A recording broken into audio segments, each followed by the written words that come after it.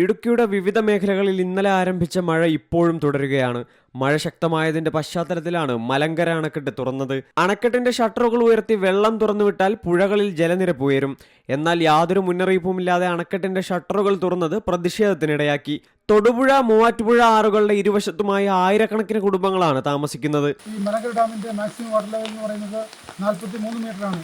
എന്നിരുന്നാലും 40 മീറ്റർ ആകുമ്പോൾ blue alert കൊടുക്കേണ്ട ഉദ്യോഗസ്ഥർ യാതൊരു മുന്നറിയിപ്പും നൽകാതെ അടിയന്തരമായി ആയിരക്കണക്കിന് ആളുകൾ അധിവസിക്കുന്ന മൂവാറ്റുപുഴയുടെയും മലങ്കര ഡാമിന് സമീപത്തുള്ള ആറിന് സമീപത്ത് താമസിക്കുന്ന ആളുകൾക്ക് ആശങ്കയിലാക്കുന്ന തരത്തിൽ യാതൊരു മുന്നറിയിപ്പുമില്ലാതെയാണ് ഡാം തുറന്നുവിട്ടിരിക്കുന്നത്.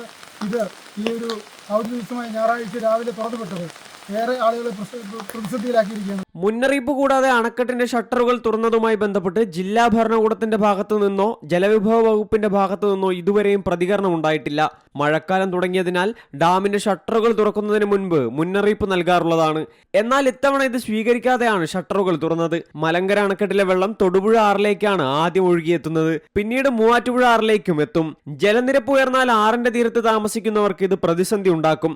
മഴ കനക്കുന്ന സാഹചര്യത്തിൽ ജില്ലയിൽ ഒരുക്കിയിരിക്കുന്ന ക്രമീകരണങ്ങൾ ജനങ്ങളെ അറിയിക്കേണ്ട നടപടികൾ സ്വീകരിച്ചിട്ടില്ലെന്നും വിമർശനം ഉയർന്നിട്ടുണ്ട്. അതേസമയം മുന്നറിയിപ്പില്ലാതെ ഡാം തുറന്നെന്ന വാർത്ത പുറത്തുവന്നതിന് പിന്നാലെ ജില്ലാ ഭരണകൂടം ജാഗ്രതാ നിർദ്ദേശം നൽകി. C Malayalam news, Idukki. ഏറ്റവും പുതിയ വാർത്തകളും വിശേഷങ്ങളും വിരൽ തുമ്പിലറിയാൻ സി മലയാളം ന്യൂസ് എല്ലാ ഡിജിറ്റൽ പ്ലാറ്റ്ഫോമുകളിലും ലഭ്യം.